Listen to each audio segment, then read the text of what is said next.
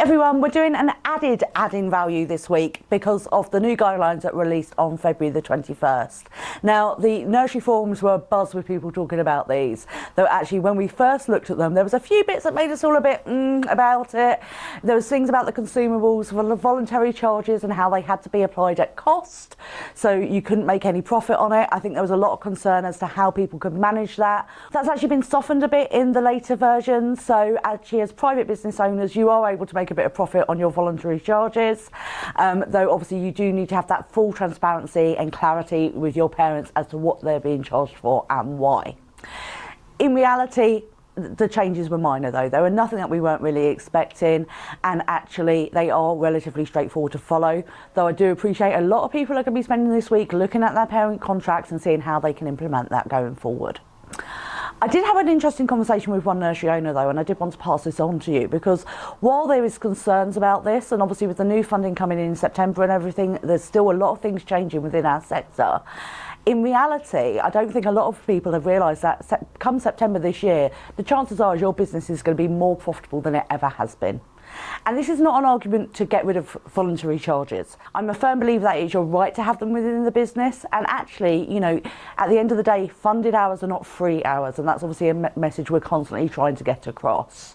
Use them to provide the added things that the funded hours don't cover, and make sure that your parents know why you're having to charge them. However, and here's the big however, the average funding rates obviously are going up, and with 30 hours in September, this is going to see a large shift for a lot of settings.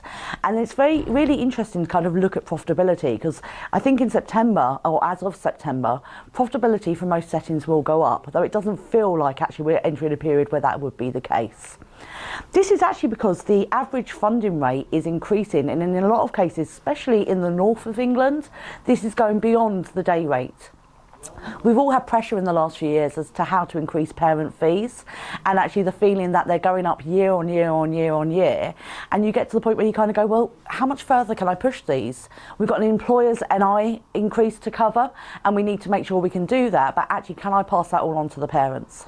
And I think actually there's a lot of buffer there for you to kind of meet some of that within the funding and still actually make high levels of profitability. If you consider that data I've been looking at today has been putting the average hourly rate now available in places like the North East, Yorkshire and Humber as up to £3 higher than the average hourly rate that's charged in setting based on 2024 figures. That is a massive amount of increase and more eligibility than ever. So actually, in reality, there's no reason why a large portion of that shouldn't be going into your profit.